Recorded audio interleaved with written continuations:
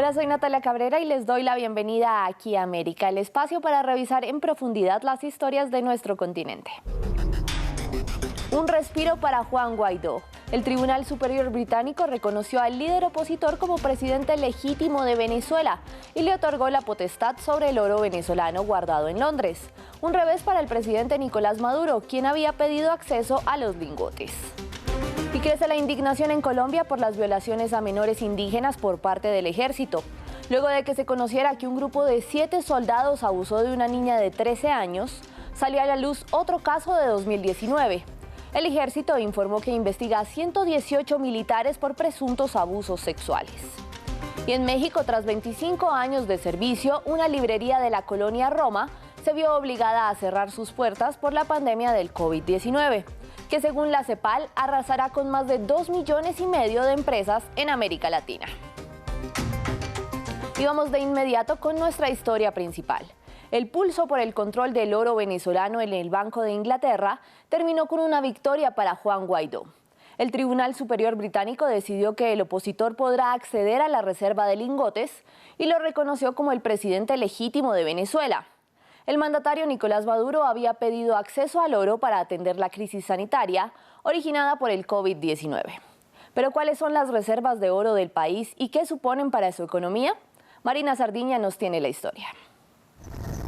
Si bien se cita al petróleo como el gran activo de Venezuela, el oro es su otro gran recurso y uno de los sostenes económicos del país sumido en una profunda crisis política, económica y social. Venezuela es el país con más reservas almacenadas de este mineral dorado en América Latina, con 161,2 toneladas, que representan un valor de 4.789,21 millones de dólares, seguido de México y Brasil. Sin embargo, en el ranking mundial ocupa el puesto 26. Durante décadas, Venezuela ha almacenado los lingotes de oro del Banco Central en bancos extranjeros. Hasta 2011, Caracas tenía sus reservas distribuidas en cajas fuertes de todo el mundo. Ese año, el difunto presidente Hugo Chávez repatrió cerca de 160 toneladas de oro de los bancos de Estados Unidos y la Unión Europea, citando la necesidad de su país de tener control físico de sus activos. Hoy se sabe que en total cerca de 60 toneladas permanecen en el extranjero, la mitad en Rusia, pero también en Reino Unido, Estados Unidos, Europa, Turquía, Emiratos Árabes o Uganda. Desde finales de 2014, las reservas venezolanas han disminuido de forma constante y se han reducido a la mitad. Han servido para pagar las sanciones económicas impuestas a la nación y el Banco Central ha vendido a otros países buscando liquidez, ventas que se llevaron a cabo sin el consentimiento de la Asamblea Nacional. Precisamente esta es la raíz de la polémica con el Banco de Inglaterra, donde residen 16,5 toneladas de oro venezolano por un valor de 1.000 millones de dólares. Y que se niega a autorizar la repatriación de estos fondos requeridos por el presidente Nicolás Maduro. Este jueves, un tribunal británico reconoció al líder opositor Juan Guaidó como presidente interino del país, por lo que podría acceder a dichos fondos. Un dictamen que servirá también para resolver un pleito planteado por el Deutsche Bank en 2019, sobre cuál de los dos bandos tiene la legitimidad para reclamar 123 millones de dólares en sus depósitos, que pertenecen al Banco Central venezolano. El oro, según las autoridades chavistas, sería un salvavidas para paliar la crisis humanitaria en el país, agravada por la pandemia. En Colombia, otra violación de una niña indígena por parte del ejército estremece a los ciudadanos.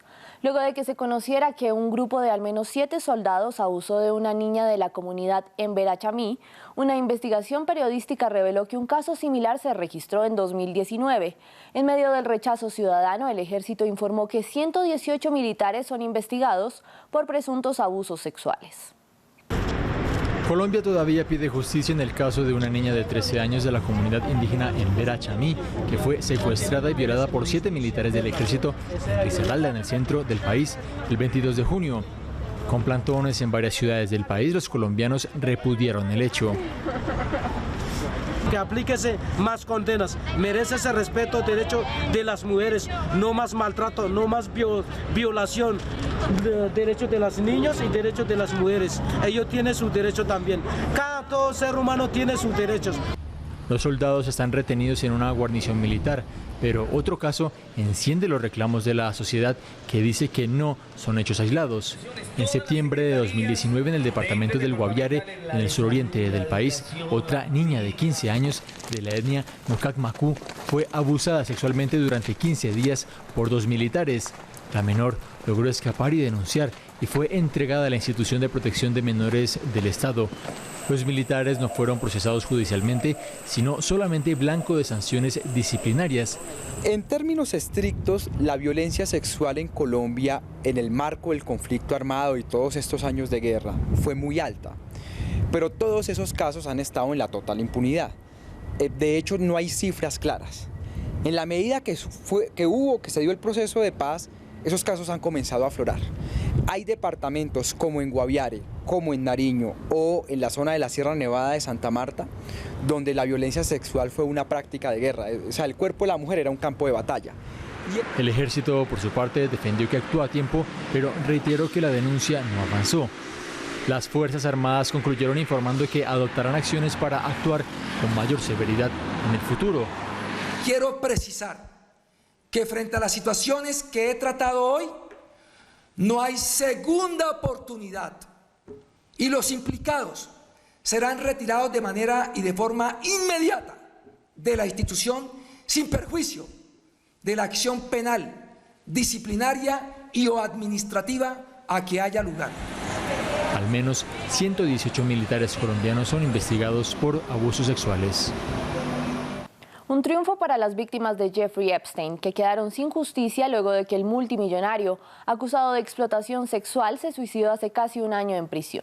El FBI arrestó en New Hampshire a Ghislaine Maxwell, una amiga del neoyorquino señalada de reclutar a las menores de edad en la trama de abuso sexual. La socialite británica supuestamente se hacía amiga de las niñas y las seleccionaba. Mar Romero nos tiene más. Casi un año después de la muerte en prisión de Jeffrey Epstein, un nuevo arresto se suma a la investigación contra sus delitos sexuales. El FBI detuvo a Ghislaine Maxwell, socia cercana de Epstein, bajo la acusación de que ayudó al magnate a perpetrar sus abusos a menores. Maxwell was among Epstein's closest associates. Maxwell era una de las socias más cercanas a Epstein y lo ayudó a explotar menores de hasta 14 años. Maxwell jugaba un papel crítico al ayudar a Epstein a identificar, relacionarse y atraer a víctimas menores para abusarlas. En algunos casos, Maxwell misma participó en los abusos. Según la investigación, Maxwell, quien también había mantenido una relación con Epstein, cometió los delitos entre 1994 y 1997.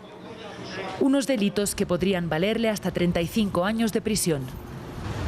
Al menos 3 de las mujeres víctimas de las agresiones de Epstein han incluido a Maxwell en su relato, denunciando que la mujer, un nombre conocido en la alta sociedad británica, las llevó a la residencia de Epstein, donde después fueron abusadas.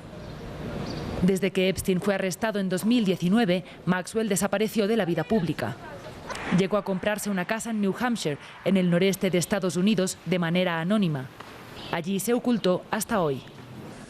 Hemos seguido de manera discreta las localizaciones de Maxwell durante la investigación. Recientemente supimos que se había escabullido en una bella propiedad en New Hampshire, donde mantuvo su vida privilegiada mientras sus víctimas viven con el trauma que sufrieron hace años. Maxwell está detenida sin derecho a fianza, ya que los fiscales consideran que existe un alto riesgo de fuga. Y vamos a México para hacer un tour por la región para ver otras historias que usted debería conocer esta semana. El presidente Andrés Manuel López Obrador confirmó su reunión con el presidente de Estados Unidos, Donald Trump, en Washington. El anuncio ha generado polémica, pues cuestionan que se trata de un impulso a Trump en su búsqueda de la reelección, pues lo ayudaría a ganar el voto hispano. Los opositores señalan que AMLO es un vendepatrias, pues en su campaña de 2016, Trump ofendió a los mexicanos, señalándolos incluso de violadores. AMLO dijo que el encuentro, en el que se desconoce si los mandatarios usarán tapabocas, es para celebrar la entrada en vigor del Tratado de Libre Comercio TEMEC, que reemplazó al Telecán. En junio se registraron 2.248 incendios en la Amazonía brasileña. Es decir, la Amazonía registró el pasado mes el mayor número de focos de los últimos 13 años, lo que además representa un aumento del 19% frente al mismo mes de 2019. Junio marca el inicio de la temporada seca en la Amazonía, en el cual se registra el mayor número de quemas ilegales. Y República Dominicana celebra las primeras elecciones presidenciales en América desde que estalló la pandemia. La campaña concluyó con un único acto multitudinario encabezado por el expresidente Leonel Fernández, mientras que los otros candidatos cerraron la atípica campaña a través de eventos virtuales para evitar reuniones masivas. La CEPAL advirtió esta semana que 2,7 millones de empresas cerrarán en América Latina debido a la pandemia del COVID-19. Precisamente, una librería en la colonia Roma, en Ciudad de México, se vio obligada a cerrar sus puertas después de 25 años y ahora está regalando sus libros. Mario Carboner la visitó el día del cierre y nos contó la historia. Este martes 30 de junio, después de 25 años de existencia, esta librería de viejo en la colonia Roma, un barrio tradicional de la Ciudad de México, cierra sus puertas para siempre, pues no pudo sobrevivir a la crisis derivada de la pandemia de COVID-19, como ocurrió con otros 250,000 negocios. Pues se trata de una librería de viejo como cualquier otra, pero nosotros le ponemos mucho cariño, yo y las personas que trabajan aquí conmigo, pues la cuidamos, la limpiamos, la organizamos, y entonces es un espacio muy bonito que está en una colonia muy bonita, y por eso a la gente le gusta mucho venir, pasar un buen rato y llevarse libros a muy buen precio. Con todo el acervo que sobra estamos planeando nuevos proyectos, porque desafortunadamente por la contingencia provocada por el COVID, pues no pudimos pagar las rentas durante el encierro y nos pidieron el local, pero estamos ilusionados y emocionados de abrir nuevos proyectos en otros lugares. Sí, había venido en distintas ocasiones antes. Es un lugar donde puedes encontrar joyas, tesoros en forma de libros que no encuentras en otros lugares, y pues es una pena que vaya a cerrar, ¿no? Entonces los que estamos aquí creo que estamos aprovechando el momento de una última visita a ver qué encontramos. De los más de 120,000 volúmenes, aún quedan en este día de cierre 70,000 títulos que van desde literatura profunda, libros de cocina, de matemáticas especializadas y hasta de ovnis. La Ciudad de México y los capitalinos pierden un espacio privilegiado. Y terminamos con estas imágenes que nos llegan desde Brasil.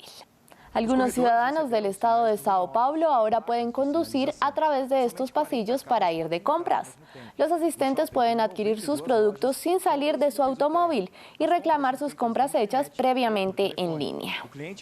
Los gerentes esperan que la iniciativa regrese a los clientes a las tiendas en medio de un colapso en el gasto de los consumidores debido al COVID-19. Gracias por acompañarme en esta emisión de Aquí América. Recuerden que en redes sociales me encuentran como @Natalia Cabrera F24 y en nuestra página web hay más noticias. Uma segurança suficiente